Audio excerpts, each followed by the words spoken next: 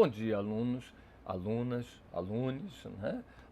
E aqui uma explicação rápida para sua tarefa de mapas. Antes eu quero contar um pouco dessa ideia de usar mapas, muito importante em anatomia. Mapas, eles contam uma história e eles mostram uma relação espacial do seu objetivo, né? Então, se os mapas podem ser sem escala, com representações simbólicas que permitem você localizar algum objeto no espaço, alguma alvo, destino final, totalmente sem escala, com representações simbólicas que podem ajudar você a lembrar ou a achar o seu caminho. Mas geralmente os mapas têm uma orientação, uma relação norte-sul, leste-oeste, cima a baixo, né, direita-esquerda. Os mapas podem ter uma escala fidedigna, que mostra bastante bem, proporcionalmente, a representação espacial das coisas, dos objetos. Pode ajudar você a construir um objeto tridimensional, bidimensional, com detalhes, quer dizer, mostrando a escala e a relação entre esses objetos. E pode ser conceitual, que mostre para você as diferentes estruturas, totalmente desconectado do que é o objeto físico, mas nos conceitos. E para isso você precisa conhecer os símbolos, conhecer o que cada detalhe representa, para você poder entender a história que querem lhe passar, né? Em neuroanatomia, os mapas eles são muito complexos porque a estrutura exige muitas dicas, muitas representações esquemáticas e muitas vezes se opta por cortes histológicos com uma representação semi-fidedigna das estruturas, de forma a você localizar o trajeto, a posição no espaço, momentos de cruzamento da linha média, mas você tem aí muito trabalho, com muitos detalhes, que a pessoa precisa conhecer essas representações muito bem. Mas é legal porque conta conceitos complexos, como mapa topográfico, por exemplo, muito usado na didática, né?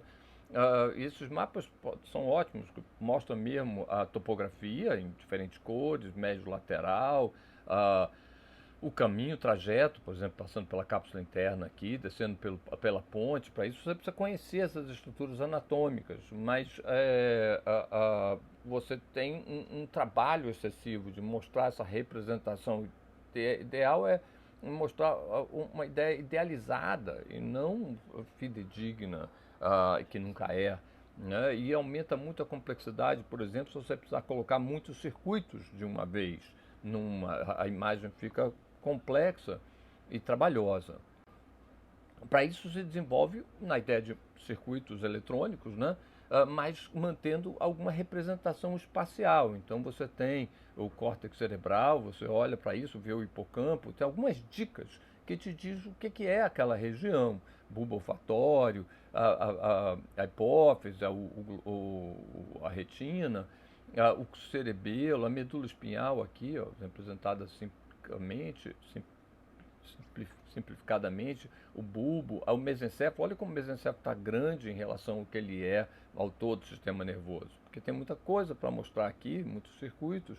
Então não tem uma obrigação de manter a escala, mas te dá essa imagem, essa representação, te dá uma boa ideia do que fica atrás, o que fica na frente, né? E também o que é caudal e rostral. Perde, vocês percebam, a relação médio-lateral, a laterolateral. Isso você perde aqui, né? Então, o momento de cruzamento das vias você não tem nessa representação. Repara que os neurônios estão representados com triângulos escuros, os motoneurônios inferiores. Todos os outros neurônios, sejam eles de projeção ou não, estão como triângulos vazados, triângulos claros, né? E os axônios são as linhas e as terminações são pequenos Y, para mostrar que é uma sinapse terminando em algum neurônio, algum alvo, né? Então mostra o neurônio pseudo-unipolar, né?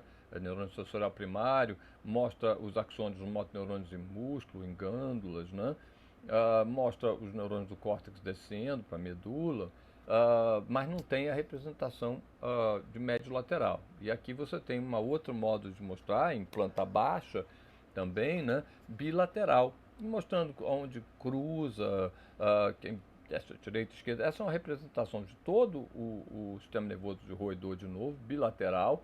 Então, córtex cerebral, gânglios da base, o diencéfalo, o mesencéfalo aqui, a ponte, o cerebelo, né?